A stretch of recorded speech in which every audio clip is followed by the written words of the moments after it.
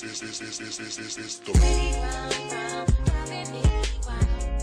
everybody, it's Ivy, and today I'm going to be showing you guys another one of my watch me work videos. Today I'm doing my client, who's also my cousin.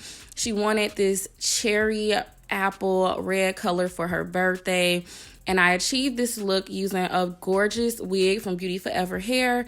This is their 613 unit, and it does come with like brown roots, and the hair is a natural straight, but it does have a little bit of wave to it, as you guys can see. Really nice hair, really full wig. And these are the roots I was talking about. They already came nice and brown, which I liked. So now I'm just spraying some Got2b on the underside of the lace to help protect my knots. And I'm securing my wig on my mannequin head just so I can prepare it for coloring. Now for the roots, I'm going to be using Adore Intense Red, and I put this in a coloring bowl just so I can dip in there, and I'm going to apply this to the roots only of the hair. I wanted the roots to be a tad bit darker than the rest of the hair, not much darker, but just a little bit darker, just to, you know, add some dimension to it. And this wig does come pre-plucked, which is really good. So when you do go in, you know, pluck it or whatever, it's not going to be a lot of work at all. So once I was done coloring the roots, I went in with this hair color from Kiss, and this is called Cherry Bomb. Now, Cherry Bomb is your cherry bright type of red color, and I used this with the watercolor method, and I poured it into some hot water, and I used 3 bottles of colors to complete this look. And once I was done adding in the color, I just went in and mixed the water and the color together, which is a really important step. You don't want to skip this step because your wig will come out splotchy and not right. So go ahead and place your wig inside of that water, submerge it completely. And I let this sit in there for about 10 minutes. Probably not even 10 minutes, maybe 5 minutes, because it colors extremely fast, which is what I like about the watercolor method. It saves you so much time. And if you're doing a solid color like this, it really helps save time, and it helps get that color just on there evenly and really pretty. So this is what it ended up looking like when it came out of the water, and it took to the color really well. It's a nice, vivid, bright, pretty red, and the hair does still have some of that wave to it, which I liked. Now, I was on a time crunch, so I did blow dry this hair straight, and the hair actually blow dried really nice. This blonde hair was really good. So what you want to do on your client is start back with some straight back braids. As you guys can see, her natural hair is actually colored red, so she's obsessed with red right now, okay? So we're going to do the ball cap method, and excuse her, you guys. She is so dramatic. It doesn't hurt. Like, she was being so dramatic this whole time when I did her hair. So I'm just doing her ball cap, just adjusting it and securing it on her head. And I'm doing the little ear holes that I learned this method from Glamazante. Hey, boo. And this method works really good to make sure that you get the cap completely over that, that area above the ear that's so hard. So definitely use this method if you want that covered. I'm using some Got2b spray, and I'm spraying this across her hairline. And she's so dramatic. And this is just going to help secure the cap to her head, okay? And once you do this, I think I did 2 layers of the Got2b spray, and I let that dry for about 20 minutes. And you guys are going to see me now cutting her cap. And she does have a widow's peak, so her cap has to be cut kind of, like on a little bit of an angle.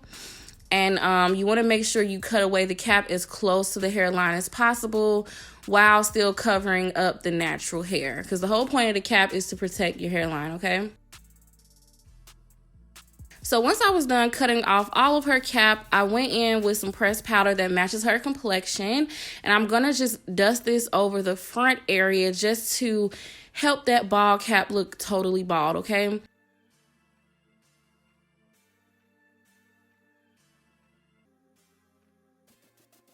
So I'm just going to go ahead and put on her wig and just, look and see how everything is looking. And the bottom of her lace did actually turn red, but the areas where I put the Got2b glue, it didn't. So yeah, don't skip that step in protecting your lace. So I'm just lining everything up, getting everything nice and even so I can see how it's gonna look on her head. And now I'm actually gonna pull her wig back and clean around her skin with 91% alcohol. Please do not skip this step, you guys. Like, you need to clean all the oils and makeup or dirt or whatever is on your client's hairline before you apply any lace adhesive. Like, it's very important. I tried to glue my wig one time without doing this, and I promise you guys, it slid right off. The glue wouldn't stick for nothing. So now we're gonna go in with the glue, and I think I did 2 or 3 layers of glue for her. She just needed a medium to light hold. She didn't need nothing super strong. So the stronger you want the hold to be, the more layers of glue you need to add. I mean, I don't suggest adding more than 2 to 4 layers of glue. I just think that's too much glue. But, you know, to each his own. I don't know. But I don't usually go past 3 layers. I think that's like more than enough. You want to make sure you're doing small, even coats and letting them dry in between each coat. Like, that's really important. Don't pile a whole bunch of glue up on your client's head because that's the easiest way to mess up. Okay, so take your time, smooth your glue out really thin, and let it dry completely clear, okay, before going to the next layer. Okay, so as you guys can see, her glue is now clear and she's being dramatic again. And now I'm just going to pull down her lace and press it into place. So it's really good to use the back of your comb to press that lace into place. And, you know, you just want to give it a nice press, a nice circular motion, you know, just all type of little movements. You just want to give it a nice press. You know, you need to melt that lace in, and you need to apply some pressure, you guys. Don't be scared to put a little bit of pressure on this lace because you need it to help it melt into that glue. It's really, really important. And I like to glue my units from the middle, and then I do each side. And you guys see now I'm cutting her ear tab off. It's like the first part of the lace I like to cut. And I just have to get this part out of the way because the ear tabs are the hardest part to me of lace frontals. Like, they can make or break your lace wig, so you guys be careful with them. So now I'm going to go in and pluck out some hair. I like actually plucking on my client's head because I'm able to customize the lace to their head. Like, you know, if I pluck before, I can actually, you know, over pluck or under pluck.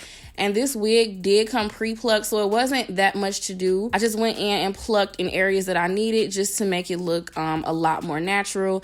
But you guys, please don't over pluck your client's units. Pluck the areas that you think are needed, and then you can have them look at it. And if they want more plucked, then you can, you know, take away more hair. Because, I don't know, when you take away too much hair at once and you're left with a bald frontal, especially on a client, that's never a good thing, okay? So, you know, just keep plucking and letting them check it, and then you can figure out what's going on. I was complaining to her, telling her she has to get my nails done because, look, they turned pink from her hair color. So, yeah, I'm just continuing to pluck a little bit more. Just perfecting her unit, you know, you see it, okay? So now we're just pressing in that lace. I did cut it off one side, and I'm going to show you guys how I cut the other side. I like to use a razor and just cut that lace off because the razor helps it not be a sharp edge. Using a razor really helps the lace have that rugged edge that, you know, just melts into the glue and it looks, you know, more like skin, okay? Just something about not cutting it in a straight line. It just makes it look so natural. Now we're going to go in and do her baby hairs, okay? At first we weren't going to do any, but she wanted some. So I'm just parting it down the middle, and I'm going to take my blow dryer and just press it into place. And I know a lot of people use a hot comb for this, but I actually prefer a dryer. It just works faster to me. I don't know, and it's just how I've always done it, and it works really good. It just gets my wig perfect. So I'm going to go back to my razor and start shaving away those hairs to make my baby hairs, okay? And again, with baby hair, you know, less is more. If your client wants more, you know, you could just go in and add it. But this is how I like to do mine. I don't feel like I did a lot of baby hair. It's just the right amount. This is how she wears her own baby hair when she, you know, wears her real hair. So I thought this would, you know, give her that realistic look. Sometimes, you know, people have to have baby hairs with their frontals, because if not, it can shock certain people because they're not used to the, you know, the whole lace frontal life. But it looks really natural with or without baby hair. If you're doing baby hair, just don't add too many swoops, okay? Too many swoops really ruins your wig. So the wig looked really, really good. Like, it was so cute. I did have to go in and control those flyaways. I just sprayed some finishing spray in the parting area and brushed it into place. And this made the hair look so nice and shiny. And now I'm going to go in and cut some layers into the hair, just around the face. I'm just going to do some nice long layers. So that's what I'm doing on each side. I'm not cutting too much because she still wants to keep her length. Okay. So now I'm going to go in with a big barrel curling iron, and I'm going to do some nice curls all over this unit.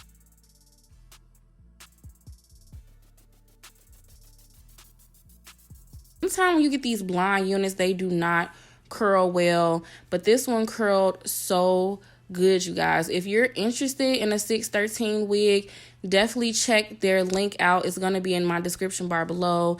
All the details will be down there. The hair just curled so good, and it took to the color beautifully as well. Like, this was so cute. It was so lit for her birthday.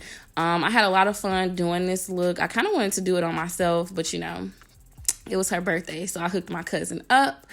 So this is the finished look. Let me know in the comment section below what you guys think about it. Would you wear your hair red like this? Like, let me know. So thanks again for watching, you guys. Please don't forget to thumb this up, comment below, and subscribe. Make sure you check the description bar for links and details. And I will talk to you guys next time.